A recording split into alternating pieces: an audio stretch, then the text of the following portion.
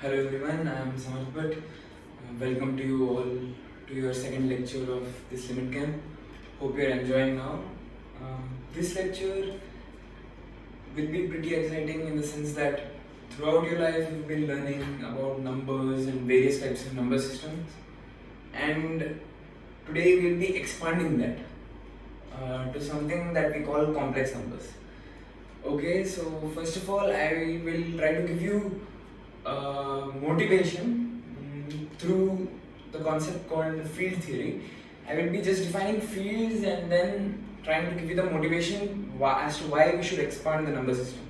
So this is the basic gist of the first part of my two lectures, and after that we will be trying to cover some applications of this and its usefulness. We will address that.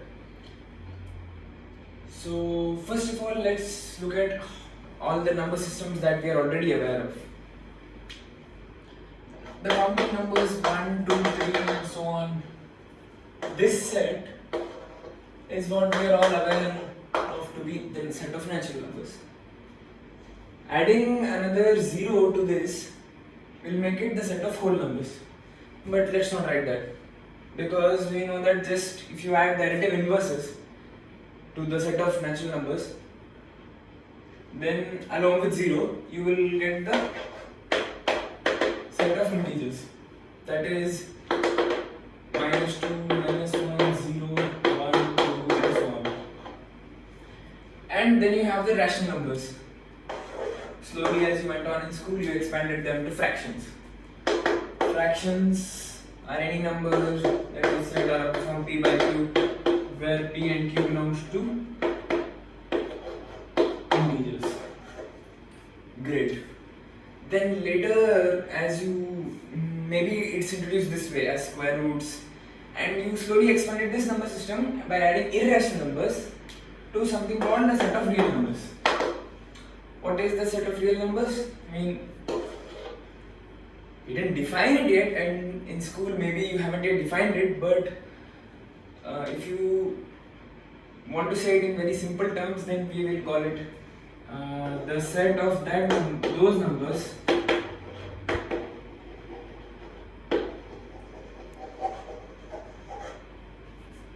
that we've learned about till now.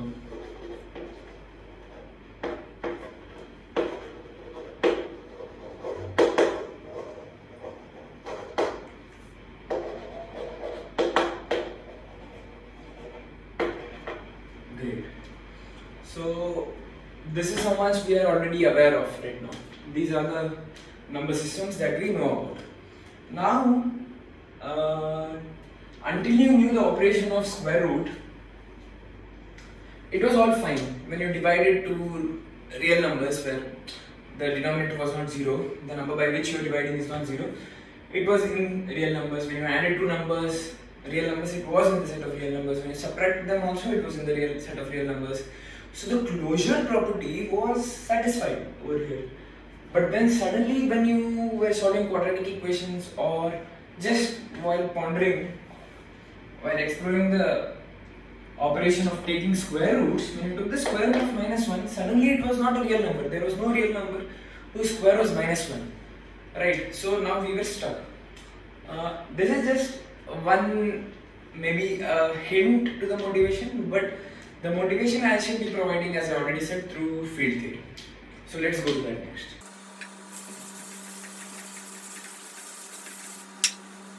So let's go afresh right now. Let's learn this as a totally algebraic quantity. We'll be learning about fields now. Okay. You might have already learned about sets. Sets are a collection of well-defined objects. So in set theory, you might have learned about set. It's an algebraic quantity. It's a quantity. It's a collection. Now, if you add some structure to that set, you will get what we call as a field. So, field, to put in simple terms, let's look at it as just a set with the property of addition and with the property of multiplication. We will not deal with the concept of fields abstractly, but we will just look at it in terms of the set of real numbers. In the set of real numbers, it's a set obviously, and if you look at addition and multiplication, for the set of real numbers, along with addition and multiplication to satisfy conditions to become a field, the addition and multiplication properties, operations must satisfy some properties, namely commutativity,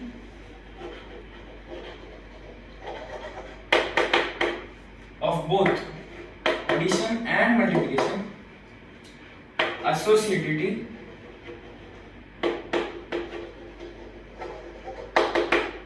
of both addition and multiplication, and then distributivity,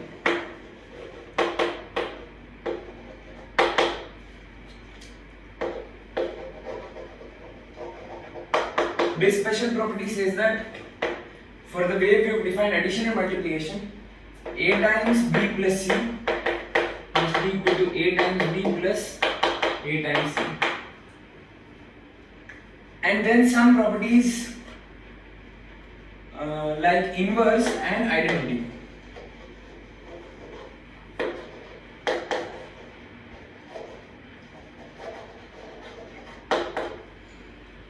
That means every number should have an additive inverse and a multiplicative inverse, and the properties of addition and multiplication must have identities. So what does that mean? What does it mean to say that the property of addition and multiplication have identity? It means to say that there should exist some number x such that a plus x is equal to a for all a, and we indeed have such a number, that is x equal to 0. Similarly, for multiplication, it says there should exist a y such that b times y equal to b for all b belonging to that set of real numbers in this case. And indeed we have even such y, that is y equal to 1.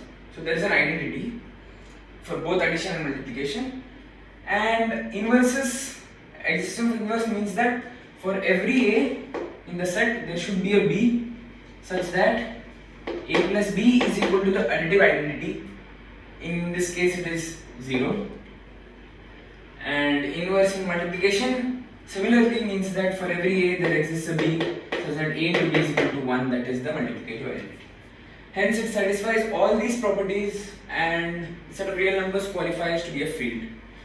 Now we will extend this concept to polynomials and then come to the motivation of why we have to expand the set of real numbers to the set of complex numbers.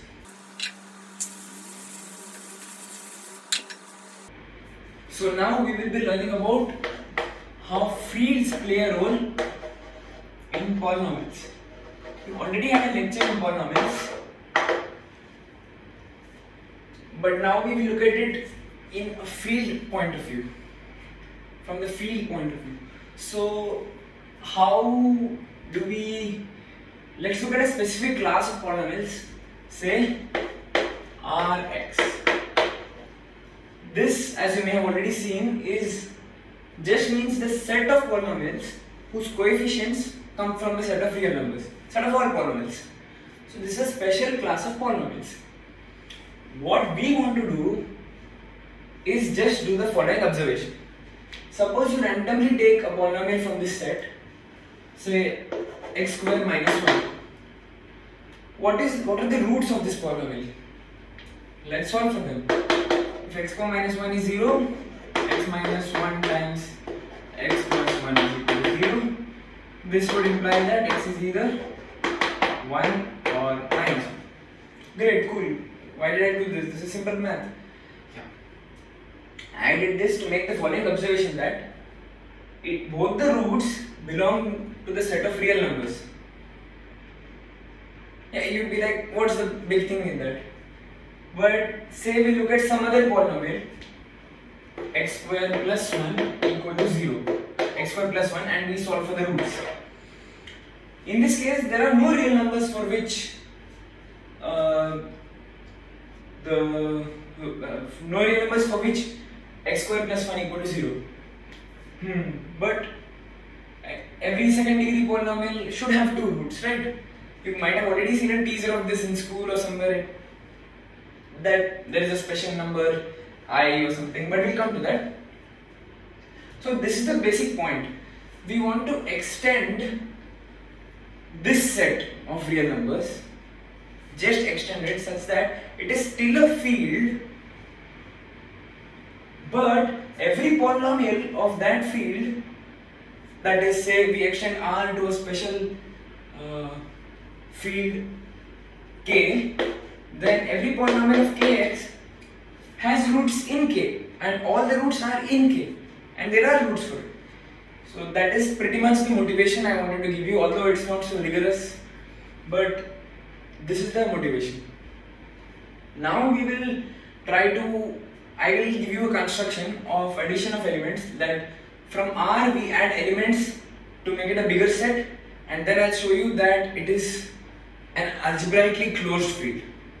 Now that is the term that means exactly what I told you up till now, that any polynomial of this, if field f is said to be algebraically closed if every polynomial of fx, that is any polynomial taking coefficients from f, has roots in f. That is the whole point of algebraic closure. So then, from using that concept, as I said, we will try to extend R to a field K which is algebraically closed, and I will give you that construction, and then later we will be calling that as complex numbers. So yeah, this is pretty much the motivation.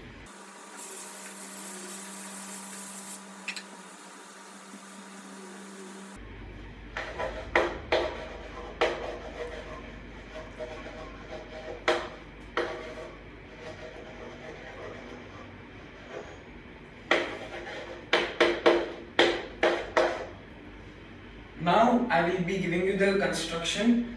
I will be giving you a construction, and then I will leave it to you to check that it's a closed set. It's rather simple.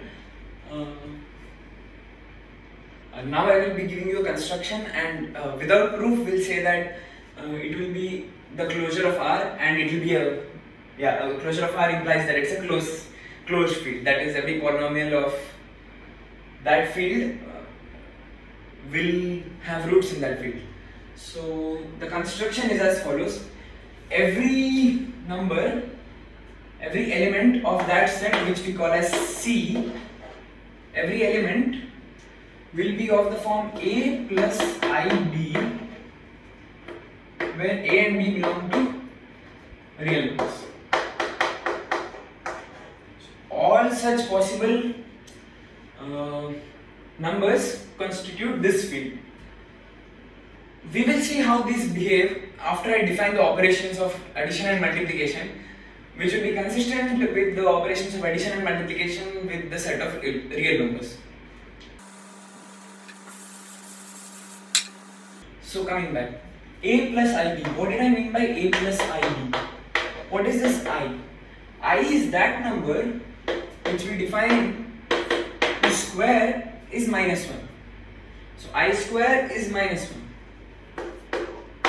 I cubed is minus I to the 4 is 1. And I is of course I. Let's just write this for the sake of it looking nice. So this is I's behavior. Let's understand more of I by looking at some other complex numbers of A plus IB, this form. As I already said, complex numbers are the numbers of the form A plus IB where I is the square root of minus 1. Let's understand this a bit more by giving some terms, defining some terms. So A here is called the real part of the complex number, and IB here is defined as the imaginary part of the complex number. So this total, some combination of a real part and imaginary part, gives you a complex number. So later you might see the motivation of this when we try to represent this in some geometric form. But yeah, for now this is called the real part and this is called the imaginary part. This is very crucial. while we define operations on this. So as we said in the motivation to the construction of complex numbers, that it will be like an extension of a field from real numbers. So the definition of addition, multiplication must be consistent with the definition of addition and multiplication for complex numbers. So how do we define the addition of two complex numbers? Say a plus ib is z1 and z2 is a plus ib. C plus id. Also, it's very although elementary but important to note, you say two complex numbers are equal when their real part and imaginary parts, corresponding real parts and imaginary parts are equal. So a plus ib equals c plus id, where a, b, c, d are real numbers, if and only if a equal to c and b equal to b. Although it's elementary, it's important to note. So coming back to the definition of addition in complex numbers, say z1 is a plus ib and z2 is c plus id, then you define z1 plus z2 as many of you might have guessed, it seems it's a very natural definition, a plus c plus I times b plus b. Just component wise addition. Nice. This is our definition of addition for complex numbers. Let's just have a look at some properties of addition. So one very natural one that we have to check is whether it's closed. That is, whether this also is a complex number. Although it may look obvious, but we have to check it. So for it to be a complex number, it should be of the form a plus ib, where a and b are real numbers. So this is our new a prime plus I times this is our new b prime. So yeah, it is of the form a plus ib, and so it is closed. Closure property satisfies. Now we have to check commutativity.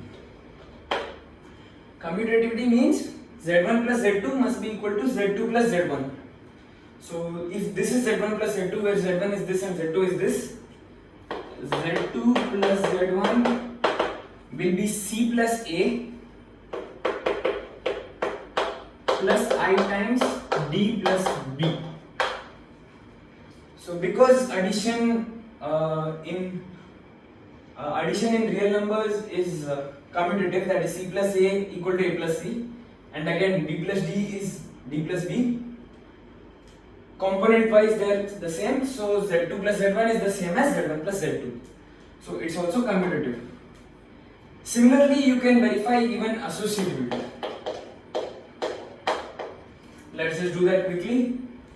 Z1, I'll just clean up before we go to that. Say Z1 is A1 plus IB1, Z2 is A2 plus IB2,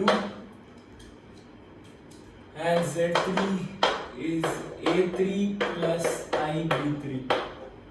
So first I want to find Z1 plus Z2 plus Z3, that is equal to Z1 plus Z2 plus Z3, as you can see, Z2 plus A3 plus I times B2 plus B3,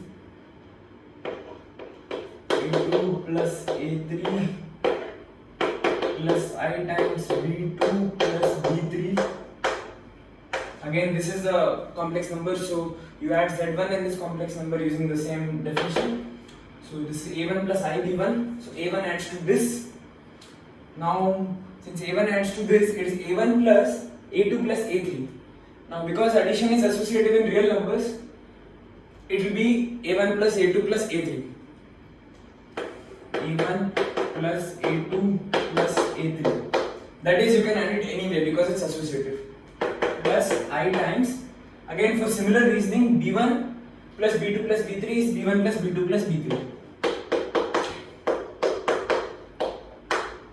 Similarly, if you just verify Z1 plus Z2 plus Z3, you will get the same value. You can just do that by yourself.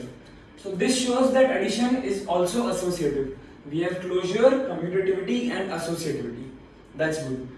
Next we go to define another important property, another important operation on complex number, which is multiplication.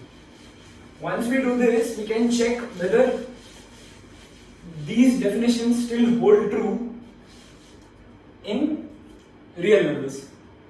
So great. So how do we go back? Now we define multiplication.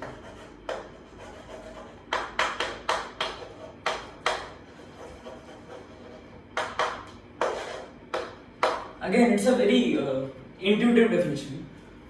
A plus IB times C plus ID is defined just like your normal distributive multiplication, where you think of I as square root of minus 1. So it's AC minus, because IB into ID is I squared BD, which is minus BD, I squared is minus 1, plus IB times C plus A times ID. So it's I times BC plus AD. So yeah, the product of A plus IB and C plus ID is defined as AC minus BD plus I times BC plus AD. You just define it this way, but as you understood that it is just like distributive law, you can think of it that way. So this is how we define multiplication. Great. Now let's just check again those properties for multiplication which we checked for addition, that is closure, commutativity and associativity. So first of all, is it closed? Say this is a complex number, this is a complex number. Is this a complex number? Is it a number of the form A plus IB where A and B are real numbers? A, C, B, D are real numbers. So this operation is a real number, will give you a real number. BCAD is a real number, so BC plus AD will also be a real number. So this is also a real number. So a real number plus I times a real number, complex number. So hence we have the property of closure. Great. Now that we have the property of closure for multiplication, we'll try to prove the properties of commutativity and associativity. So first let us prove commutativity. So we'll call this Z1 and call this Z2. We know what A plus IB times C plus ID is, right? So let's just find what is Z2 times Z1, which is C plus ID times A plus IB. Although it may look very obvious or trivial or unnecessary to do all this, we should, because it is a new operation that we have defined and we are not yet sure whether it will work out or not. And although it is very elementary or intuitive, it is very necessary to do this, because otherwise we won't be having the fundamental, the elementary intuition that you have while doing computations with complex numbers. Like commutativity is very necessary. So let's continue. So you again do just like distributive law. Just like distributive law, but that is what we took as the intuition to define the multiplication. So you can either do the distributive law or just recall this definition of multiplication. So let's just check with the definition of multiplication, because that is what we have to check with.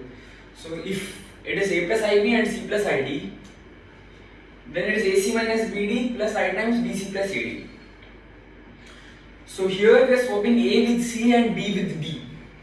That's all that's happening. So we get CA minus DB plus I times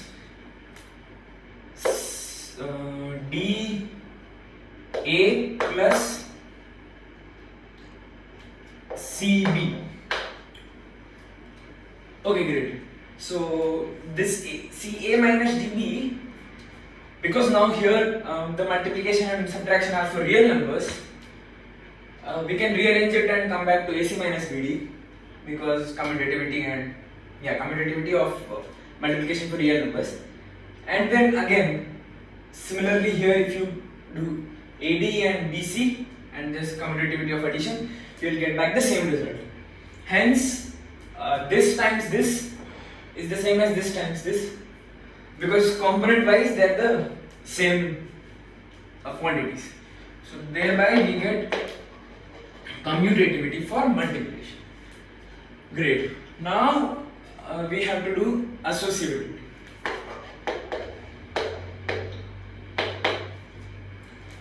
Although this is elaborate, I should just do it quickly. I suggest you all to pause the video and check the associativity for yourself. Next, we have commutativity and associativity and closure for the two operations that we've defined. Now, if you recall in the field definition, we also had properties of inverse and identity. So let's just check that whether there's an inverse. First, let's go with identity. Is there an additive identity? So just take the complex number z1. Is there a number, a complex number z? Because that z1 plus z is z1 for all z1 complex. That is all numbers of the form a plus ib where a and b are reals. Yes, if you take z defined as 0 plus 0i, okay, which we'll be calling as 0 for reasons which we'll find out later, as z, then any a plus ib plus 0 plus 0i will be a plus 0, which is a because just real numbers adding, plus ib plus 0i, which is again b plus 0 times I, so this is ib. So a plus ib, a plus ib. So any a plus ib I take, I add 0 plus 0i, I get a plus ib. So 0 plus 0i is the additive identity.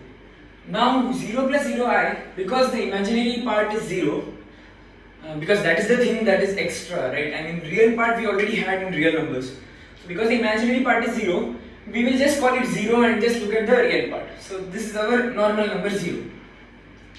Great. We still haven't checked whether it's an extension of real numbers, so I'm hesitating to call it 0 right now, but I'm just giving you the intuition of why it should be 0. Now we've checked whether we've got the additive identity. Let's just check the multiplicative identity. So a plus ib times 1 plus 0i. Just take this. This is the additive multiplicative identity. The number 1, real number 1. But let's just have this for now.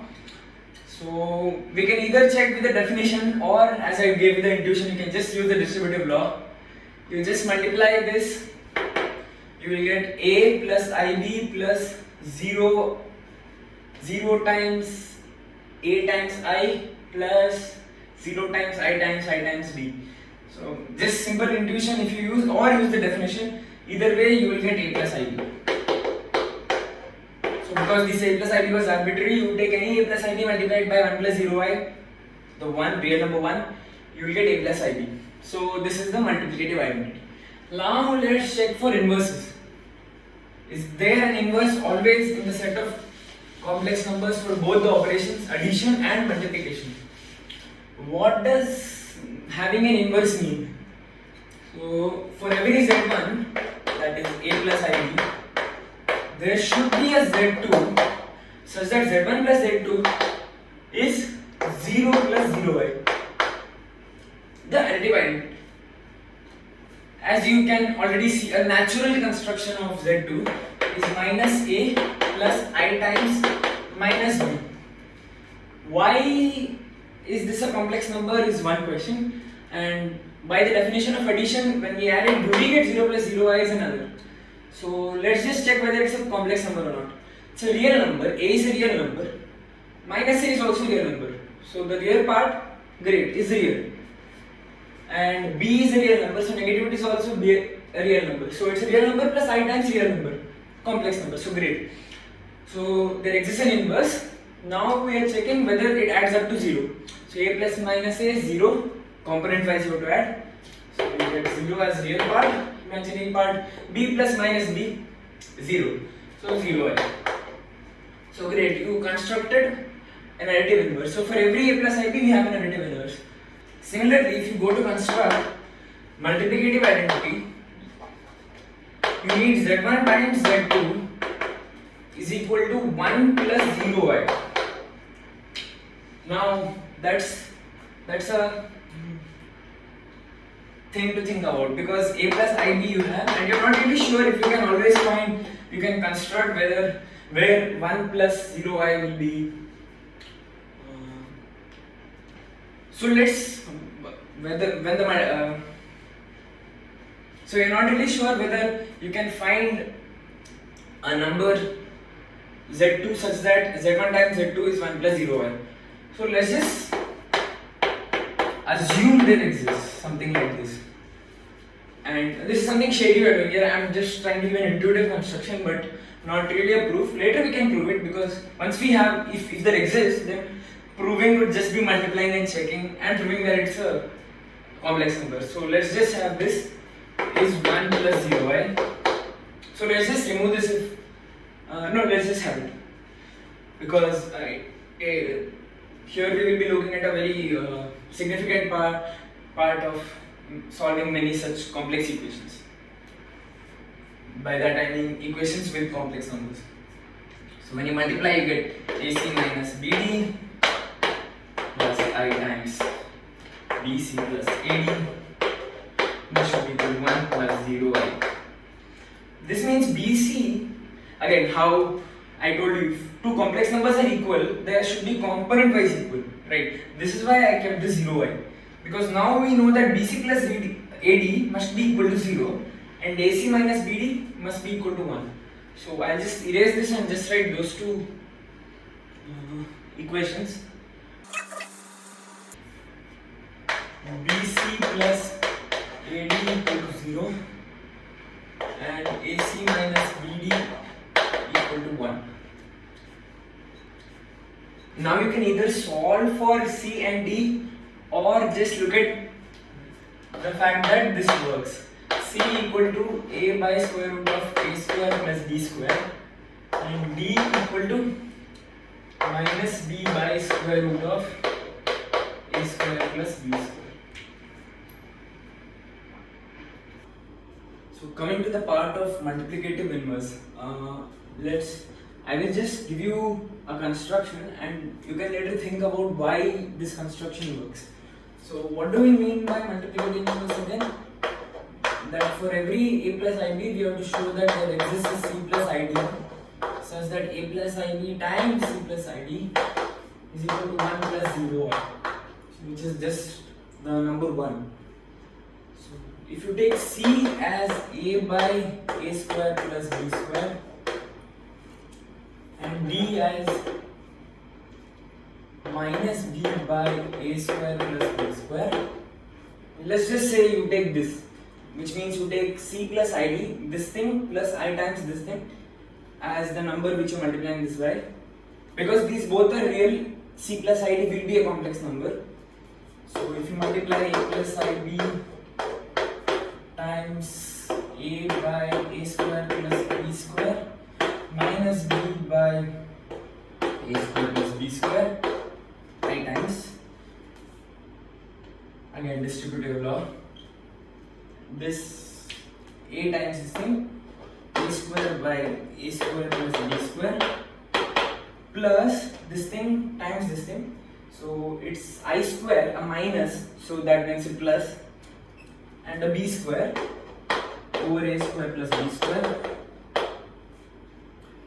And for the imaginary part, I times this plus this times this. So ab by a square plus b square, and it's an a times minus b, so minus ab over a square by b square. So it's not a surprise for me, but as you can see, it neatly cancels off. This cancels off to 0 and this cancels off to a square plus b square divided by a square plus b square. So 1 plus 0i. So there you have it. you notice that if you take C as this and D as this, A plus IB times C plus ID is 1 plus 0I, and so this is the multiplicative inverse of A plus IB, and because A plus IB was arbitrary, there exists a multiplicative inverse for all the complex numbers other than the case where A square plus B square is 0. Yes, that detail has to be dealt with. As you notice, if A square plus B square is 0, then this definition wouldn't make sense, right? So when is A square plus B square 0? A square plus B square is 0 only if both A and B are 0, right? Because both of these are strictly non-negative. So for their sum to be 0, both of them have to be individually 0. So A is 0 and B is 0. In which case, it would be the number 0. So any non-zero number, complex number, has a multiplicative inverse. So great, you have the multiplicative inverse and the additive inverse. So for both the operations, we now have commutativity, closure, associativity, and then we have the identity and inverse property satisfied. Now just the distributive law, if you prove it, it will be a field. It will have satisfied all the field properties. So what do you now? You have to show that Z1 plus Z1 times Z2 plus Z3 is equal to Z1 times Z2 plus Z1 times Z3. Again, I am not going to do the computation. You will have to trust me that it will work out, and it works out to be fine. The equality will hold. We have to show whether this is equal. You take any A1, B1s, A1, B1, A2, B2, A3, B3, it will work out, and the distributive law also satisfies. So now there we have all the properties to prove that the set of complex numbers is a field with the addition and multiplication we have defined. So now we have to just see whether for real numbers that satisfies. So what is a real number in the set of complex numbers? A real number corresponds to that number whose imaginary part is 0 and the real part is that real number itself. So suppose you have a real number x, then it corresponds to x plus 0I in the complex number case. So now we have to see whether the addition and multiplication holds the same way in the definition that we've just defined for complex numbers. So is x plus y plus 0I? So let's just see. So x corresponds to this, y corresponds to this. We need their sum to be x plus y plus this corresponds to this corresponds to this corresponds to x plus y plus 0I. Is this the same as this with the definition we have? Component wise addition, so x plus y plus I times 0 plus 0, which is 0. So yes, indeed they are the same. So the addition is the same when you extend from real numbers to complex numbers. Now let's just check for multiplication, whether multiplication is also multiplication is consistent with the definition of multiplication with complex numbers. So whether x times y corresponds to the product of what these correspond in the complex number. X corresponds to x plus 0y, y corresponds to y plus 0y, their product should correspond to xy plus 0y. What is their product? Again, distributive law, xy plus 0, 0, 0 plus 0y. Again, as you see, they are the same. So even multiplication is consistent with the definition in the multiplication for complex numbers. So we check that it's a field, we check that it's an extension of real numbers because all the elements are there, and also the definition of the two operations that we've defined also are consistent. So this indeed is an extension of the field of real numbers to the field of complex numbers. And now the only leap of faith that you have to take is that every complex polynomial, as I said, was the motivation for the extension in the first place, of degree n has n complex roots. That is something I'll not be proving, but that was the motivation for why we defined this new field as an extension of real numbers. Great. Now I'll be looking at how we can represent a complex number in the coordinate axis. It is very intuitive. Again, you might have already guessed as to how I might define it. I might just draw this a little above.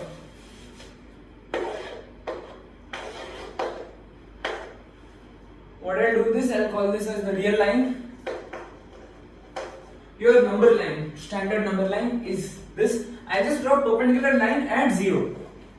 And here, instead of the real numbers, it's the real numbers times I. Okay, so it's like I, 2I, minus I, here it's 1, 2, the same. Very intuitive definition. So what this makes us, how this makes it easy is that we can represent any complex number as a point on this plane. Any a plus ib I give is a over here and a b over here. So it's just a point. So this is a representation of the complex numbers on the real line, a coordinate plane. So now that we've understood that we can represent the complex number on a Cartesian coordinates, let's assign some properties to the complex number through which we can analyze their behavior and solve problems called modulus and argument. So those are defined on the coordinate, on the complex plane of complex numbers as I have defined previously. So suppose there is a complex number z that is over here and it makes an angle theta, and this is a distance. For z we write it as mod z. So this is what we call as modulus, the distance from the origin to the point that represents the complex number, and theta the argument, the angle it makes. This is the simple intuition. Now we will give it rigorous definition. So for modulus it doesn't change. So but let's try to find it as a formula when you write z as an arbitrary complex number a plus ib. So when z is written as a plus ib, a is this distance by the definition of the complex plane, and b is this height again by the definition. So this makes a 90 degree here. So mod z is quite simply square root of a square plus b square by the Pythagoras theorem. So that is simple.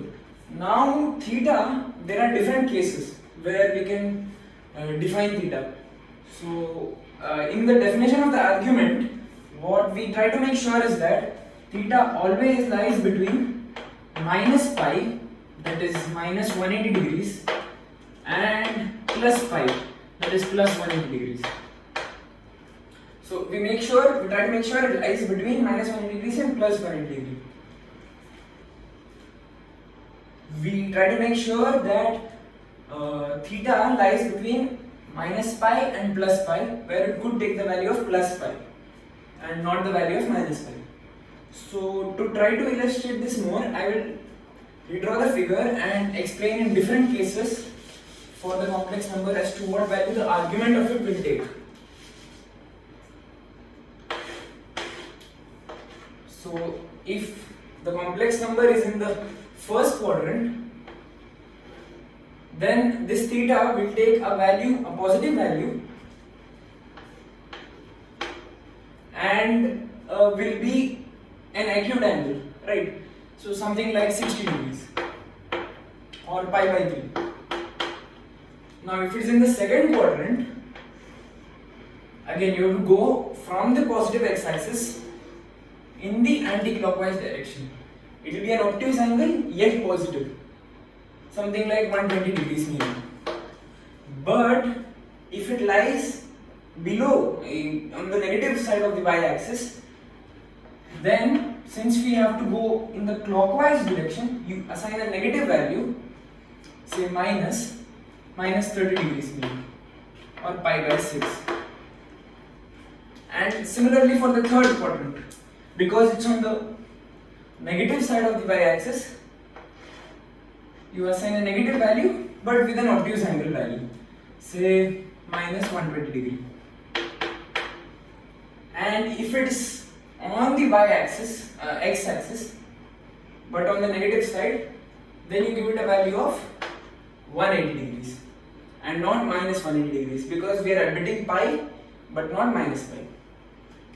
So that is how we define argument and modulus, two very important factors or properties of a complex number. Now we define a conjugate, something that we call a conjugate of a complex number. We define it in the following manner. Again, it's based on the complex plane. If there is a complex number, say z, somewhere on the plane, then the conjugate is defined as the mirror image of the complex number if the x-axis was a mirror. So somewhere here. And we denote it as z bar. It's called the conjugate of z. So how is it special? Let's see. But first, from the definition, what can we say immediately about z bar? As you may already notice that it makes the same yet negative angle with the x-axis. So it has its negative argument. Even if z was on the second quadrant, in the third quadrant it will just make the negative argument. And modulus, which is the distance from the origin to the complex, to the point which represents a complex number, is the same for both the complex number and its conjugate. So mod z and mod z bar. So argument, to this write down the two properties of z is equal to negative of argument of z bar, mod of z equals mod of z bar. Okay, but if you write z as a plus ib in the form that we are using to define the complex number, then what will z bar look like?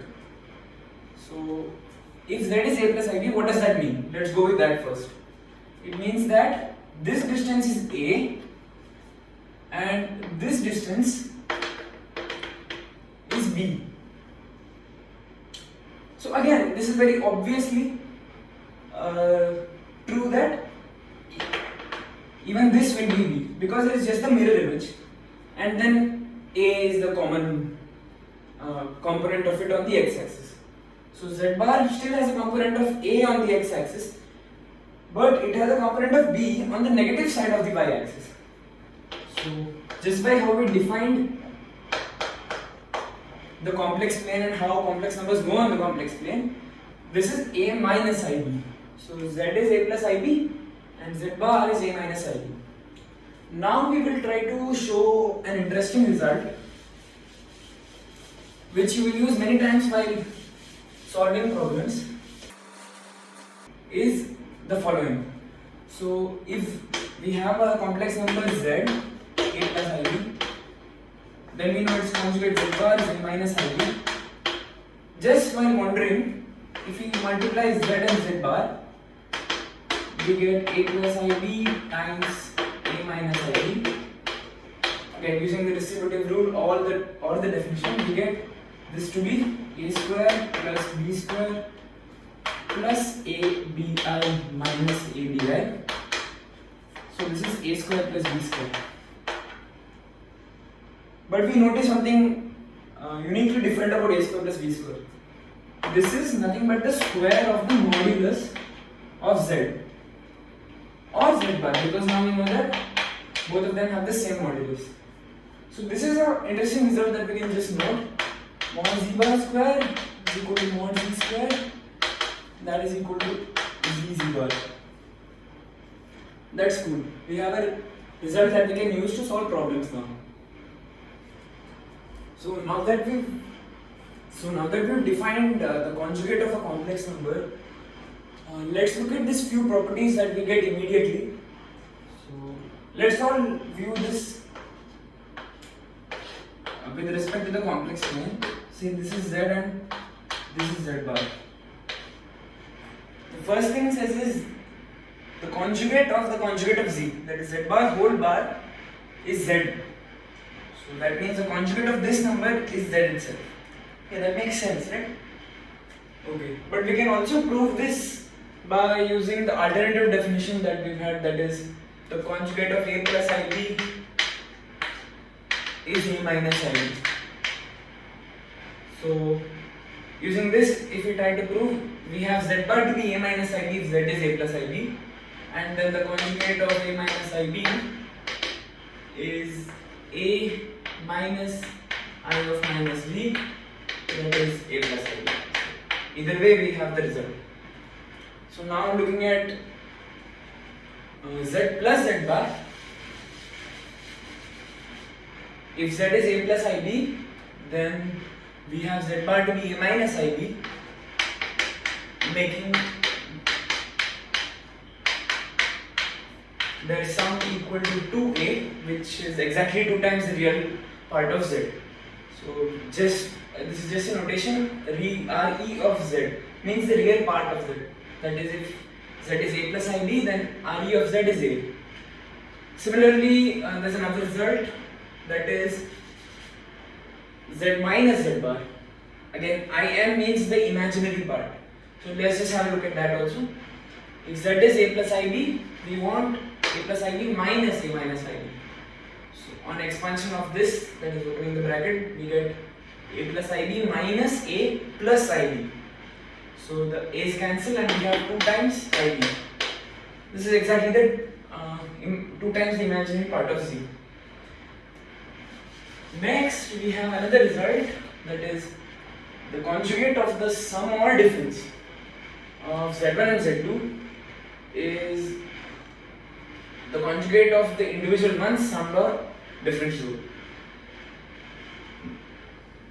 Next, we have another result, which is z1 plus or minus z2 whole conjugate is z1 conjugate plus or minus z2 conjugate.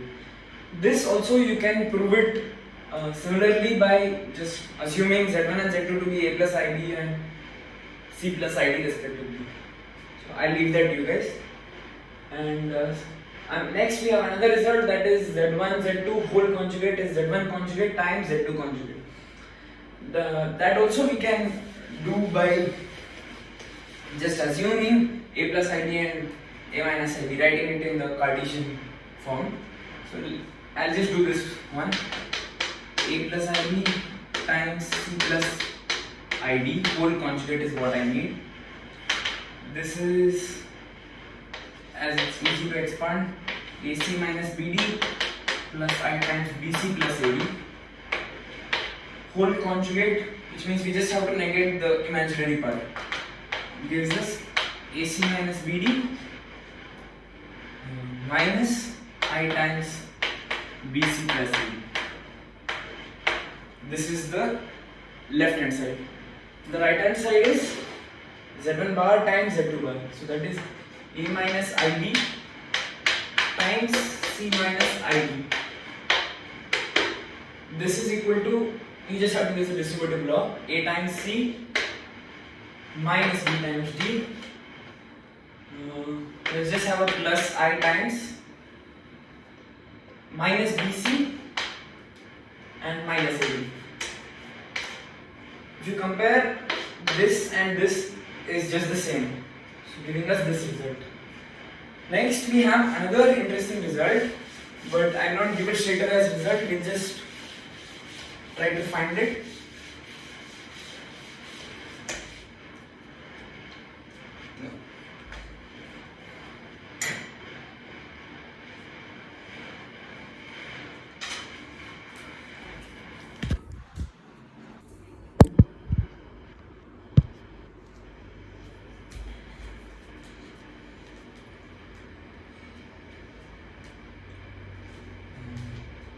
All of you may have seen this one spectacular result something that seems rather strange sometime in your mathematical career.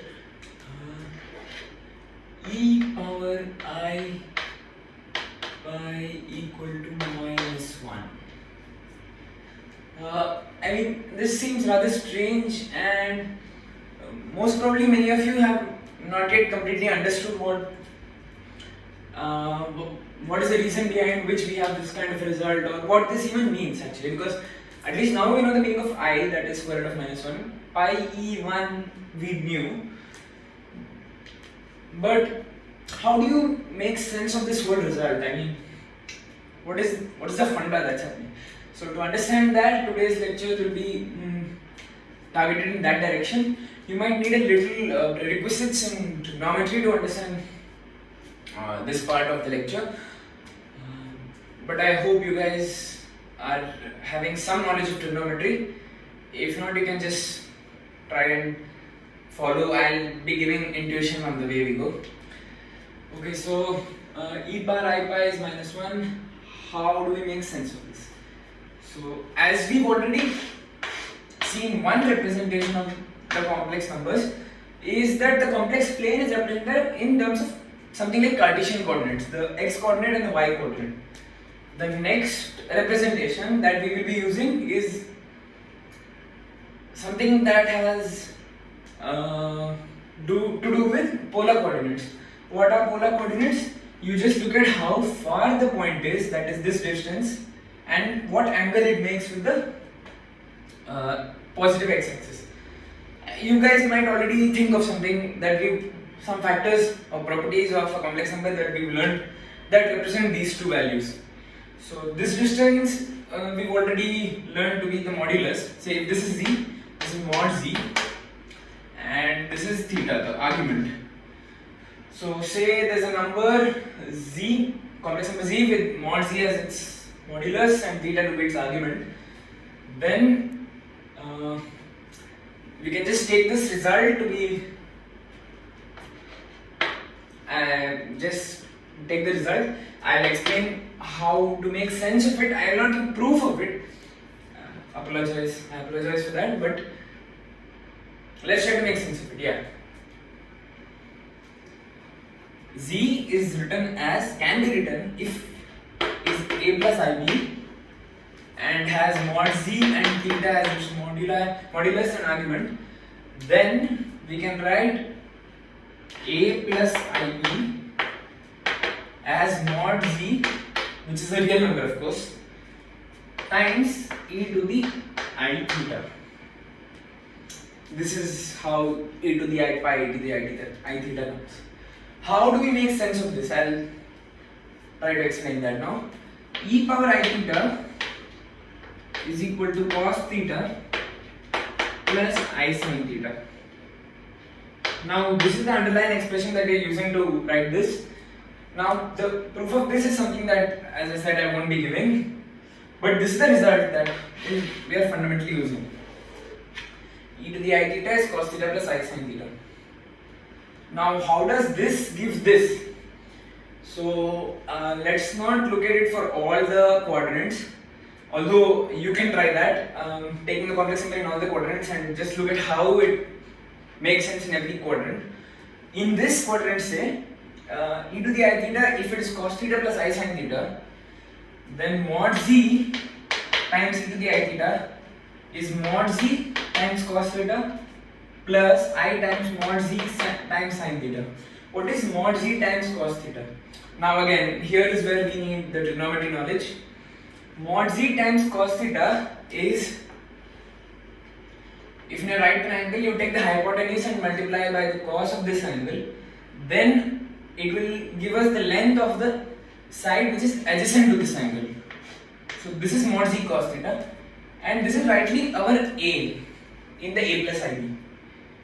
And similarly for sin theta, it is mod z times sin theta. If you multiply by the hypotenuse by the sine of the angle, sine of an angle of right triangle, it will give you the length of the side that is opposite to the angle. So which is this? So this is mod z sin theta, but this is b. So there we have it. Mod z cos theta is a, and mod z sin theta is b, and so we have this is equal to a plus ib, so that is equal to z.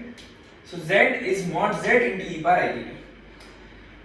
Again, there is a leap of faith that you have to take. That is in the having this result, e power I theta is cos theta plus I sin theta. But apart from that, I hope I've given you enough sense, given intuition to understand what this whole thing is about. Again, I encourage you to pause the video and try to look at it for different quadrants. You'll understand better. Yeah, but basically the fact is we are just trying to represent the complex number in terms of the modulus and its argument, because it is just another type of representation of the coordinate system. Yeah. From this you can directly have a few really remarkable results. That is, trying to do some operations on the complex numbers by writing it in this representation. So say suppose you were to multiply two complex numbers z1 and z2, what could you say about the product? Of course, what could you say about the product would make sense only if I told you in what sense, in terms of what. So let's say in terms of the modulus and the argument. Just the modulus and the argument. So again, as I already told you, it is based on the representation we just learned. So let's write z1 as mod z1 into e power I theta 1 and z2 as mod z2 into e power I theta 2. So what does this mean? Let's try to simplify this. This becomes mod z1 mod z2 e power I theta 1 plus theta 2. A simple law of indices for the exponential. I hope you know this multiplication of exponents. So you get this. This can be written as, again, mod of z1 into mod of z2. This is an exercise to show. I haven't shown this as a property. Mod z1 times mod z2 is mod z1 z2 and e power I of some theta 1 plus theta 2. So this is a complex number of the form something mod into e power I something. So this is a complex number whose modulus is mod z1 z2 and whose argument is theta 1 plus theta 2. Let's try to use this information by looking at the graph. So suppose you were multiplying a number with a modulus 1. Say mod z2 was just 1 and mod z1, say you're having 3 plus 4i and your z2 is I. Obviously the modulus of z2 is 1, right? So now we have 3 and 4i. What this result says is that the modulus of the product, okay, it's easy to multiply, but let's try to just visualize using the on the complex plane. So what it's saying is the modulus will be modulus of this thing into modulus of this I, so which is 1. So the modulus doesn't change in the result, in the product. So that says something. That says that the product will still be on this circle with radius as the modulus of z1. But it rotates by something. This vector, if you imagine this as, okay, let's not say vector, this ray, if you may, rotates by some angle, which we will now find out. So it rotates by an extra angle. There is already an e power I theta 1, this is already theta 1. The new argument is theta 1 plus theta 2. But what is theta 2? What is the argument of I? What is the argument of I? I lies on the y-axis, right? I lies on the y-axis, so its argument is obviously just 90 degree. So this rotates by 90 degrees, so you just draw, and in the positive direction, not negative 90 degree, positive 90 degree. So you just draw something that makes a right angle in the positive side, So there you have the product. So this is some way to interpret multiplication using this representation on the complex plane. You can do this for many things and find out more and more results. Especially this mod Z1, Z2, like if you keep the mod fixed, it will be on the circle and the angle is just getting added. You can try to make more sense of it. It's very intuitive concept. So now that we have that representation defined, let's just come back to the question which took us there, e power I pi. I'll leave it to you guys to justify how to arrive at the answer -1. But again, I'll just write some hints. E power I times pi with 1 as the modulus. Just look at it as a complex number and you will get the answer. Coming back, there was a very interesting thing that we were doing. Now let's just go back to our first lecture where the whole question was why we came with the set of complex numbers. We took the square root, right? And although there may be still many more operations that don't contain, but let's just address the question of square root. We took square root of -1 and there was no real number, and so we were all puzzled and had to extend and all. So that was the problem, right? Now do we still face the problem of taking square root in complex numbers? As I said, there needs to be a proof of the fact that polynomials,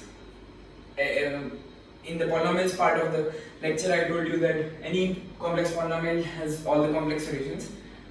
But let's just take this one specific part of taking square root because it's interesting. I mean, that question is something that bothered us from real numbers to go to complex numbers. So can we take the square root of a complex number? Say you have 1 plus I. How do you take the square root of something like 1 plus I? I am especially addressing the question now because now we have the tool to do that.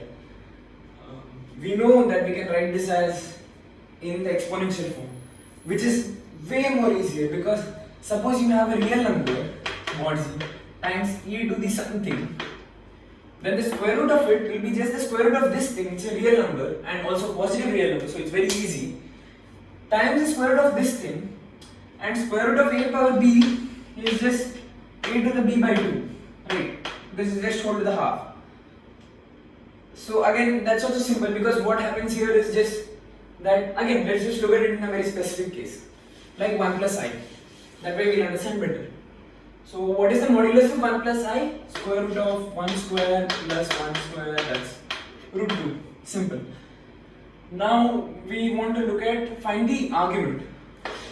I'll just go with the picture, although you can find it, I haven't given you the trigonometric way to find it, but I told you can extend it by using tan for those who know trigonometry. So 1 plus I, it's very simple, this is 1, this is also 1, 1. So it's an isosceles triangle. So this angle equal to this angle, you can easily find it to be 45 degrees. So something, doesn't matter, even if it is theta, it was okay, but even if you didn't know, but in this example, this is 45 degrees. So that is pi over 4, I guess. So you can write this 1 plus I as root 2 times e to the I pi by 4. Great. Now we want to take the square root of this. Take a square root of this. This will give us root of root 2, that is 2 to the 1 by 4 times e to the pi by 8. Okay, this is just the modulus, so that's okay. But e to the pi by 8 computing will be rather hard because for those who don't know trigonometry, because again e to the pi by 8 we will use that formula, that was e to the pi theta is cos theta plus I sin theta. So e to the pi by 8 will be cos pi by 8 plus I sin pi by 8. Both of these are real numbers, so they'll exist. Again, you need to know trigonometry. So cos pi by 8 plus I sin by 8, sin pi by 8. So 2 divided by 4 times this thing. So this is a complex number, and again our problem is solved. That is the square root of 1 plus I exists as a complex number.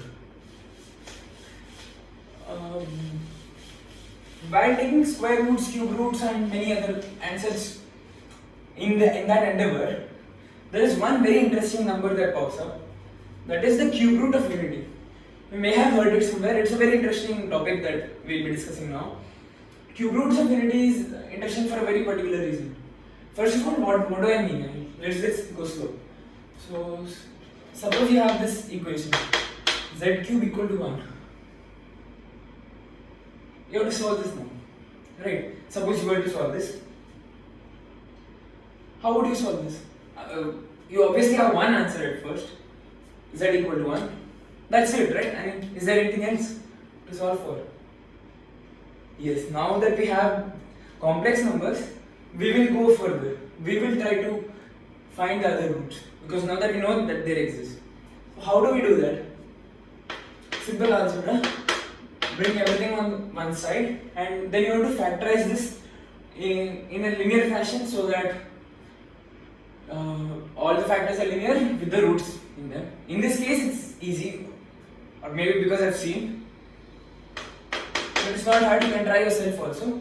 If you factorize this using the a cube minus b cube identity, you get it as z minus 1 into z square plus z plus 1 equal to 0. So either this is 0 or this is 0. If z minus 1 is 0, then we get the obvious solution that we thought of initially, that is z equal to 1. In the case that z square plus z plus 1 equal to 0, we have a quadratic to solve. Right? What solutions? What are the solutions to this quadratic?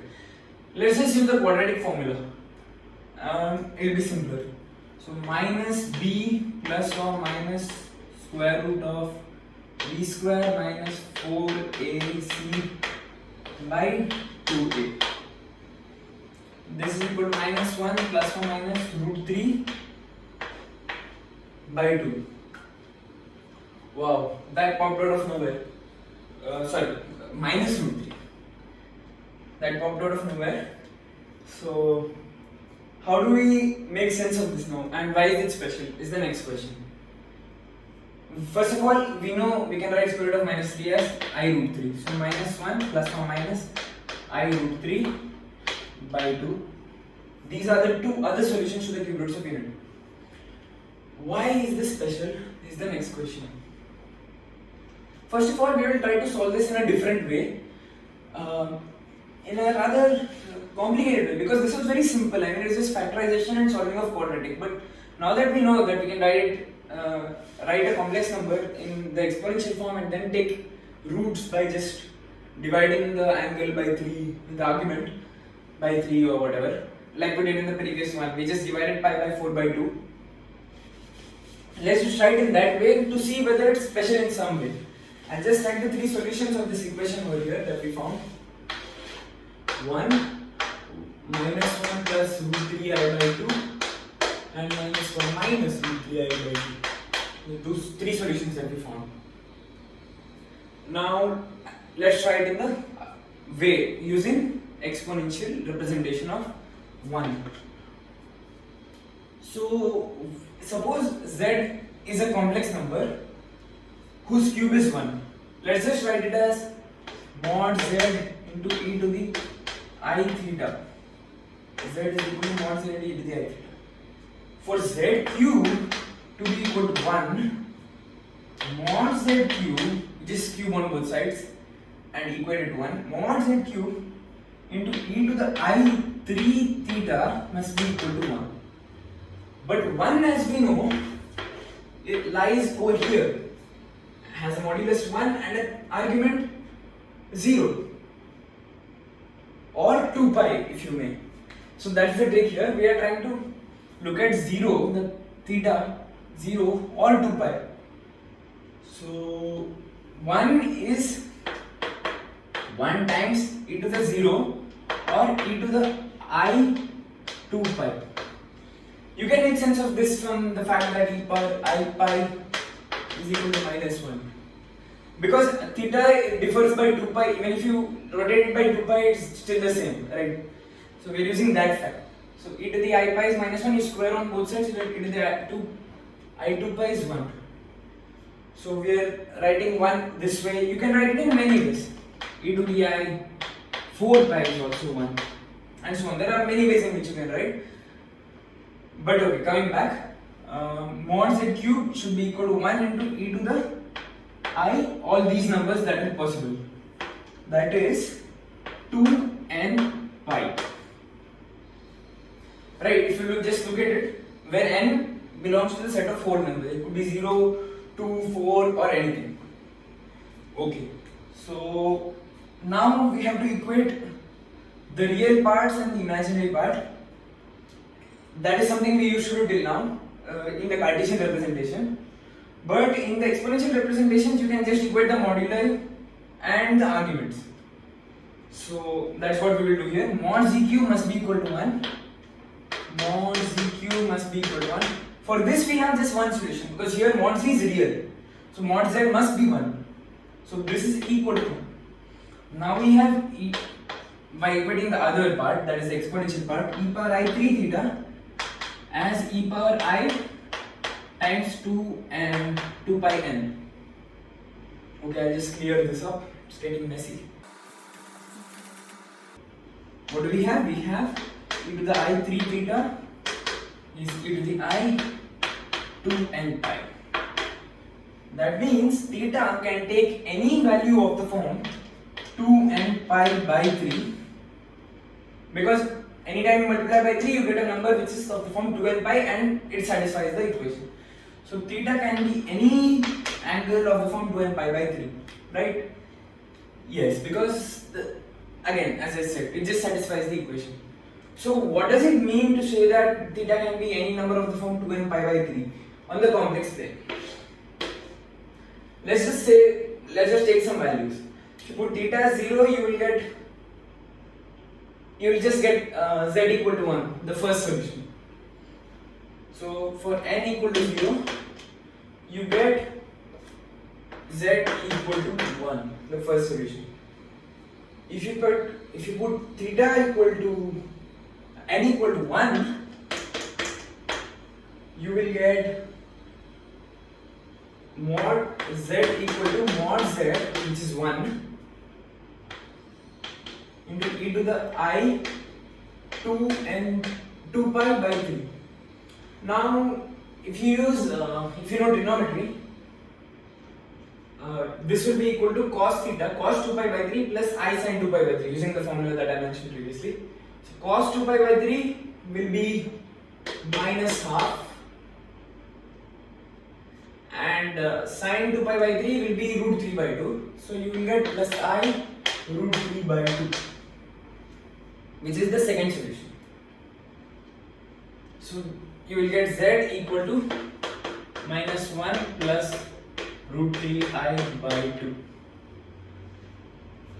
Next value of n equal to 2, you will get z, again if you just substitute the trigonometric values, you will get the third solution. I'll leave that for you people to do. So that way we have the 3 solutions.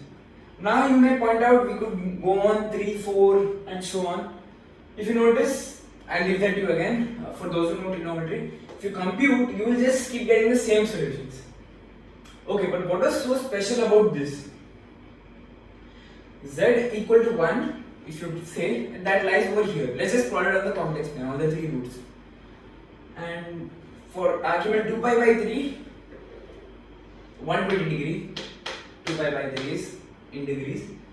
So again it lies over here, again with the modulus 1, and 4 pi by 3 is 240 degrees, which makes an angle 120 degree with this, and again 120 degree with this, has a modulus 1 again. This is the third root with the modulus 1.